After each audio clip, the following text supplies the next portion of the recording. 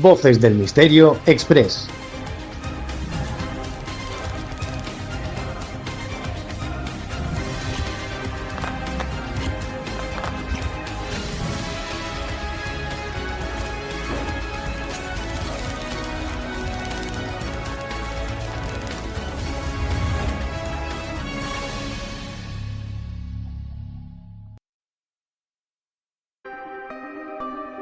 Leyendas, enigmas, fenómenos paranormales, ufología, sociedades secretas, criaturas extrañas y la parte de la historia que nunca te quisieron contar las encuentras aquí, en Voces del Misterio Express.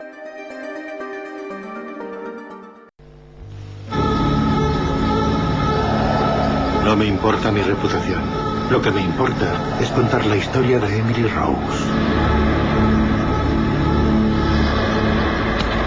La Santa Iglesia te venera como su guardián y protector. A ti el Señor ha confiado las almas de los redimidos para que los dirijas al cielo. Ora para que Dios aplaste a Satanás bajo nuestros pies y que deje de mantener al hombre en cautiverio y de hacerle daño a la Iglesia. ¿Sabe que puede ir a la cárcel por esto? Quiero que la gente oiga lo que solo yo puedo contarle. ¿Y de qué trata? De lo que le pasó a Emily y por qué.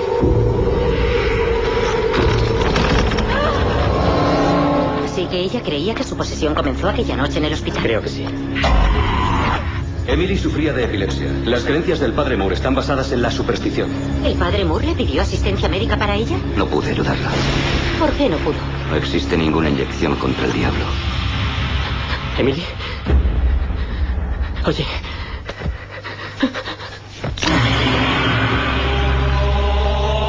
Los demonios existen, aunque no crea en ellos.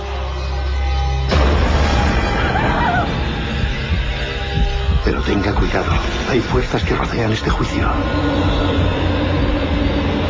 ¿Me oyes? Bien.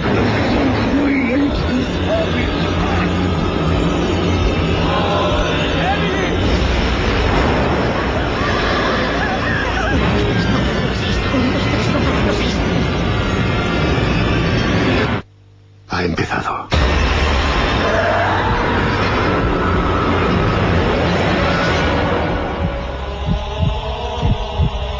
La gloria de Dios.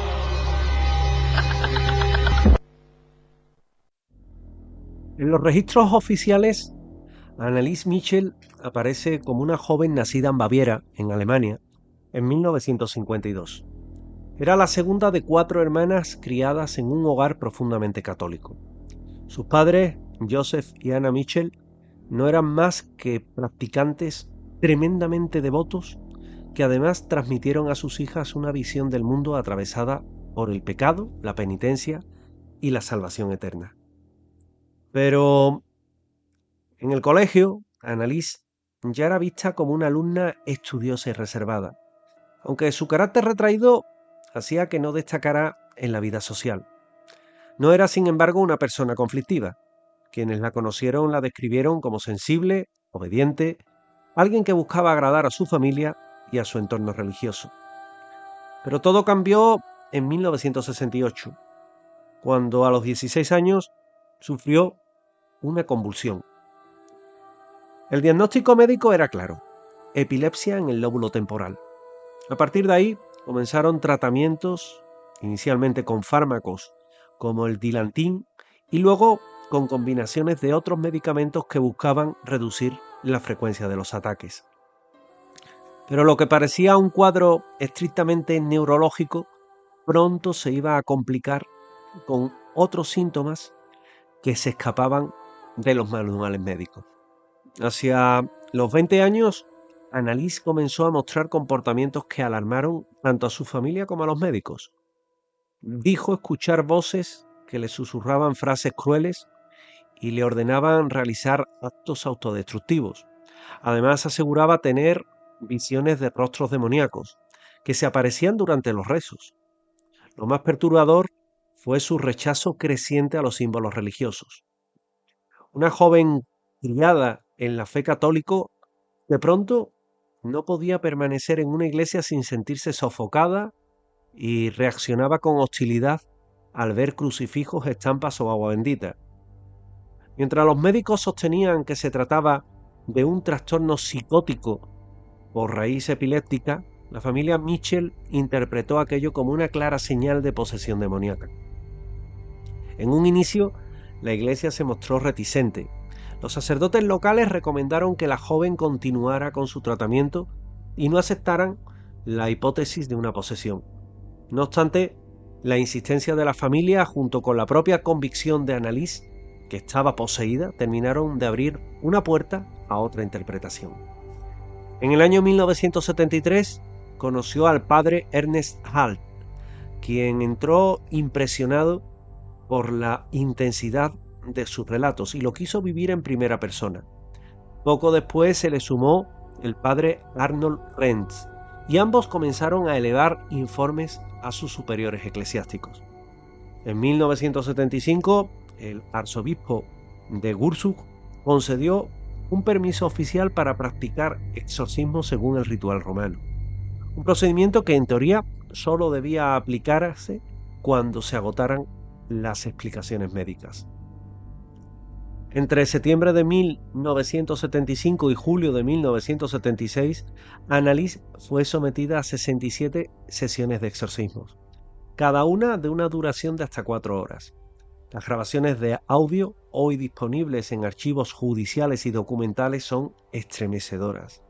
En ellas se escuchan rugidos, gritos y voces profundas que la joven emitía en supuestos diálogos con los demonios que habitaban en su interior, y los sacerdotes afirmaban haber identificado la presencia de Lucifer, de Caín, de Judas Iscariote, de Hitler y de Nerón, entre otros espíritus malignos.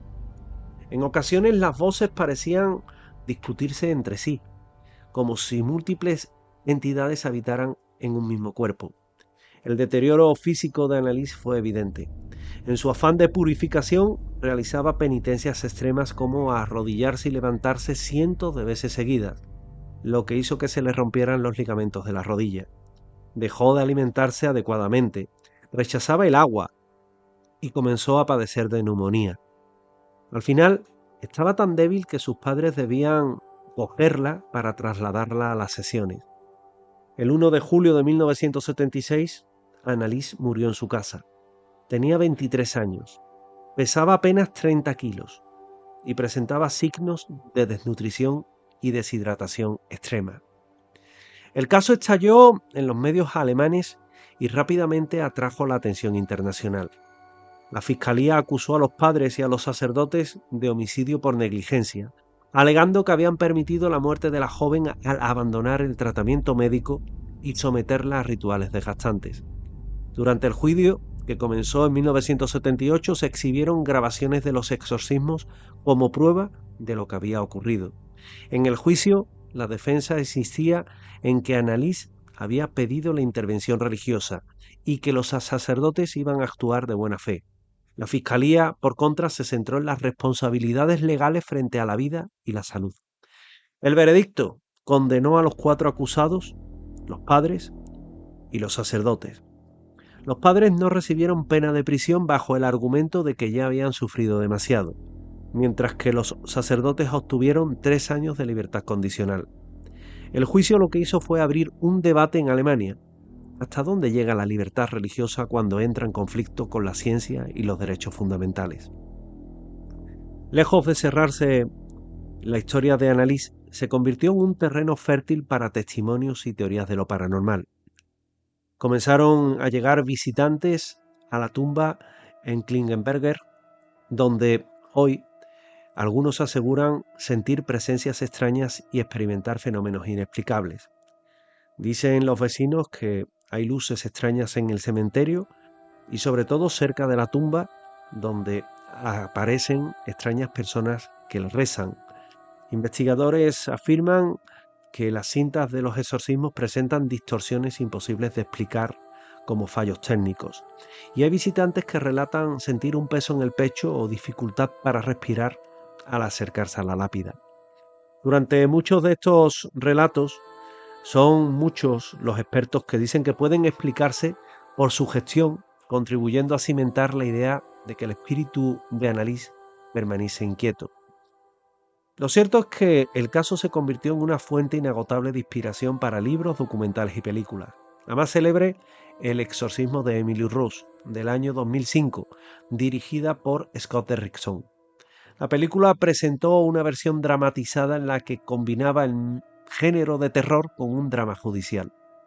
La protagonista, Emily Rose, estaba basada en Annalise, pero el guión traslada la acción a Estados Unidos y ofrecía una narrativa más ambigua. ¿Se trataba de una posesión real o era de una enfermedad por contra que se podría calificar de incomprendida? El éxito de la película reavivó el interés en el caso e inspiró otras producciones como por ejemplo Requiem del año 2006, una película alemana que abordaba la historia desde la perspectiva más psicológica y sin elementos naturales o sobrenaturales explícitos.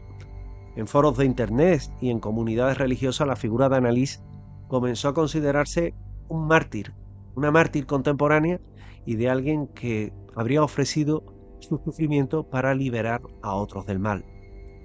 Los especialistas en neurología insisten en que los síntomas de Annalise son compatibles con la epilepsia en el lóbulo temporal y episodios psicóticos. Sin embargo, hay detalles que siguen alimentando el debate. El rechazo específico a objetos religiosos que no encaja con un cuadro clínico convencional, la supuesta aparición de fuerzas inhumanas durante las sesiones que relataban los testigos, la capacidad de hablar con voces diferentes y en idiomas que no conocía, que son anomalías para los creyentes prueba de una posesión, para los escépticos prueba de la sugestión, de la presión psicológica y del entorno religioso extremo que la rodeaba. Hoy, más de medio siglo después de su muerte, el caso de Annalise Michel sigue siendo y generando interés y controversia. Su tumba continúa recibiendo visitas de curiosos, devotos y estudiosos de lo paranormal. En Alemania el proceso judicial marcó un antes y un después en la responsabilidad de la Iglesia frente a los exorcismos.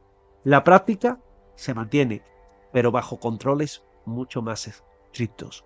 Y en la cultura popular, la historia ocupa un lugar intermedio entre una tragedia clínica, la leyenda de una posesión y la advertencia sobre los peligros del fanatismo religioso, pero que al fin y al cabo es la historia real en la que se basa el exorcismo de Emily Rose, el tormento de Annalise Michel y el debate eterno entre fe, ciencia y fenómenos paranormales.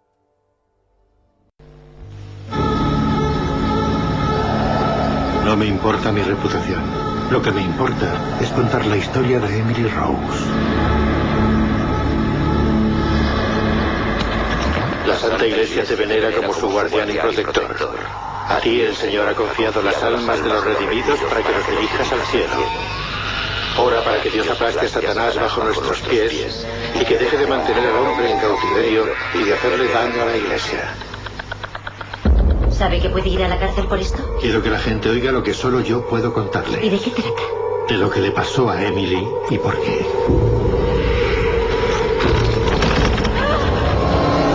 Así que ella creía que su posesión comenzó aquella noche en el hospital. Creo que sí.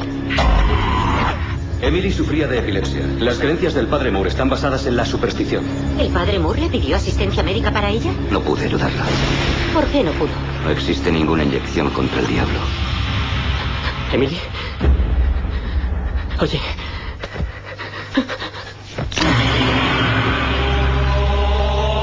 Los demonios existen, aunque no crea en ellos.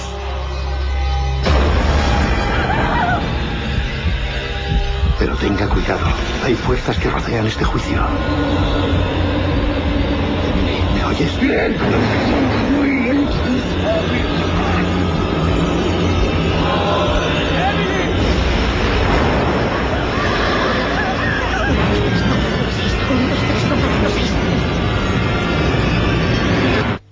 Ha empezado.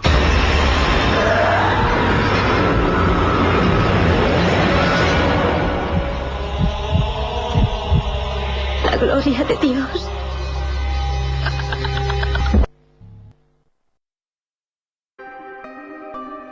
Leyendas, enigmas, fenómenos paranormales, ufología, sociedades secretas, criaturas extrañas y la parte de la historia que nunca te quisieron contar las encuentras aquí, en Voces del Misterio Express.